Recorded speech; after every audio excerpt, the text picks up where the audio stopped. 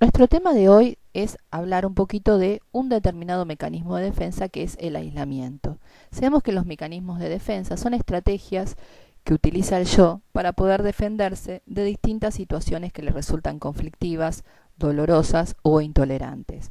Los mecanismos de defensa no siempre son negativos, por lo contrario, tienen una función adaptativa cuando le permiten al yo preservarse en el momento, digamos, en donde están teniendo la situación estresante o conflictiva, y pueden tornarse patológicos cuando, pasada la situación, la persona sigue empleando ese mecanismo de defensa de forma intensiva. Siempre decimos que cuando hablamos de mecanismos de defensas es que haya plasticidad y flexibilidad en el uso de estos. Es decir, que podemos usar determinados mecanismos de defensa en unas situaciones, pero también podemos usar otros. Los mecanismos de defensa, otra forma que tienen de volverse patológicos, es cuando la persona utiliza siempre el mismo perfil de respuestas para resolver sus situaciones problema. Por ejemplo, sabemos que hay defensas de tipo obsesivo, defensas de tipo fóbico, defensas de tipo histéricos, como por ejemplo puede ser la conversión, la somatización, la represión, defensas de tipo obsesivo como la formación reactiva, la anulación, y este tipo de defensa que vemos hoy, que es el aislamiento, en donde, a diferencia de la represión, en donde se oculta, queda a nivel inconsciente una determinada representación, un determinado conflicto que queda fuera del campo de la conciencia, en el aislamiento se le suma el aislamiento en la parte afectiva. Es como que la persona puede estar pasando por una situación que le genera angustia, pero sin embargo se desafectiviza y puede seguir, digamos, como si, sin experimentar, digamos, la vivencia de angustia o de sufrimiento emocional que esa situación debiera generar. Tal es el caso de del protocolo que acompañamos en esta oportunidad. Se trata del test de la casa, por eso seleccionamos indicadores de aislamiento social, de aislamiento sería el mecanismo de defensa, en el test de la casa. En este caso se trata del protocolo de un niño de 10 años. Como podemos ver, la simple impresión primaria que tenemos, que siempre es bueno, digamos, tomarla en cuenta, vemos que es un dibujo con detalles muy pobres, vacío, desafectivizado. ¿En qué sentido? Normalmente los niños suelen dibujar ventanas con cortinas, chimeneas con humo, algún otro detalle, muchas veces asuman árboles, sol, nubes, cielo, digamos, pájaros. Forman parte generalmente a partir de los 5 años. Los chicos suelen tener mucho fondo en sus dibujos. Cosa que, digamos, recuerden que siempre tenemos que separar la interpretación y el peso que damos a estos indicadores en los dibujos de los niños que los que damos en los dibujos de los adultos. En los adultos, digamos, ya no tienen la misma connotación. Entonces, al observar este dibujo, ¿qué podemos ver? Bueno, la puerta es muy pequeña, las paredes muy altas y el techo está como reforzado con un estilo de tejas tipo cuadrícula, de trazos rectos, impulsivos. Es quizás la parte más impulsiva de todo el dibujo. Bueno, esta es una de las características que encontramos cuando el mecanismo de aislamiento está presente. Tendencias muy como de represión, como de mucho bloqueo emocional, con otras tendencias más impulsivas, porque justamente otro aspecto secundario, digamos, que forma parte también del mecanismo de aislamiento, es aislar lo amoroso de lo agresivo.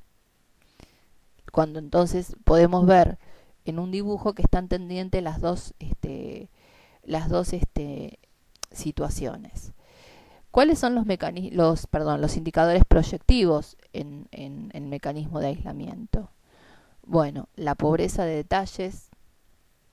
En este caso acá se evidencia, por ejemplo, también, no solamente en las pautas formales, sino también en las de contenido. Acá tenemos la ventana desnuda. Esta ventana es pequeña para la pared en la que está. La atención es muy deficiente, pero sobre todo en la parte izquierda. Si ustedes ven, las paredes izquierdas son mucho más vacilantes que la pared derecha. Ahora también podemos ver que la pared derecha hay una mala proporción porque aparece como un trazo recto y regresivo, ¿no? No sigue el techo la línea habitual que debiera seguir, como oblicua y después hacerse recto, sino que directamente es una línea recta, abrupta, hacia abajo. Esto da cuenta de una barrera, una distancia importante entre el niño y el ambiente, que también se evidencia en la falta de picaporte en la puerta, la falta de base en la casa cuando ya tendría que aparecer, digamos, sigue usando todavía aspectos evolutivos de edades anteriores, entonces usar la base de la hoja como piso. El techo es muy pequeño en relación a las paredes, lo cual da cuenta también que hay una emocionalidad bastante significativa, pero que sin embargo no se exterioriza. No hay ni chimenea y no hay humo. Predomina el blanco por sobre el dibujo, como dijimos, no hay presencia de fondos. Entonces los mecanismos de aislamiento, lo que tienen, como dijimos, la función principal es de mantener como una especie de anestesia afectiva respecto a la situación conflictiva. La falta de chimenea acá denota que hay un bloqueo emocional importante, que hay afectos que no se exteriorizan y que están como privados de su expresión. El exceso de blanco en las paredes da cuenta de un estado de angustia. Ahora también, ¿dónde se evidencia esa como que el mecanismo está, pero a la vez muestra su falla?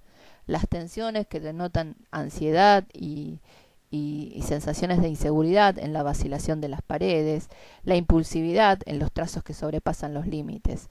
En este caso se trataba de un niño cuyo papá, por una cuestión de cambio de trabajo, en su nuevo trabajo empezaba a viajar y estaba ausente a veces de la casa 2 o 3 semanas, y esto se repetía casi regularmente, o sea, como que por ahí pasaba un mes, pero al otro mes nuevamente tenía que viajar por el tipo de trabajo que hacía. Al principio como que el niño no manifestaba ninguna sintomatología, pero poco a poco empezó a tener dificultades en el colegio en cuanto a lo interpersonal, no jugaba, no participaba en actividades con sus compañeros, se negaba a ir a los cumpleaños. Y en la casa también no socializaba mucho, sino que se encerraba en su cuarto o a mirar televisión o con la computadora.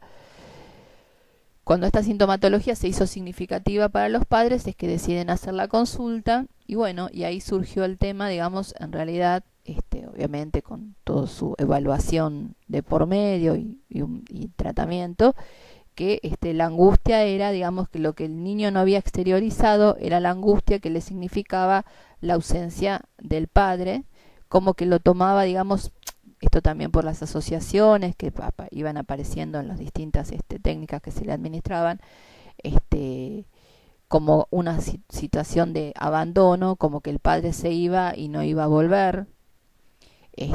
Pero bueno, digamos, acá el mecanismo de aislamiento, después cuando se llegó, digamos, a ver, digamos, por dónde estaba la situación problema, que parecía que no estaba presente, pero bueno, en este niño había afectado, pero justamente el aislamiento lo que hace es bloquear la posibilidad de expresar el conflicto.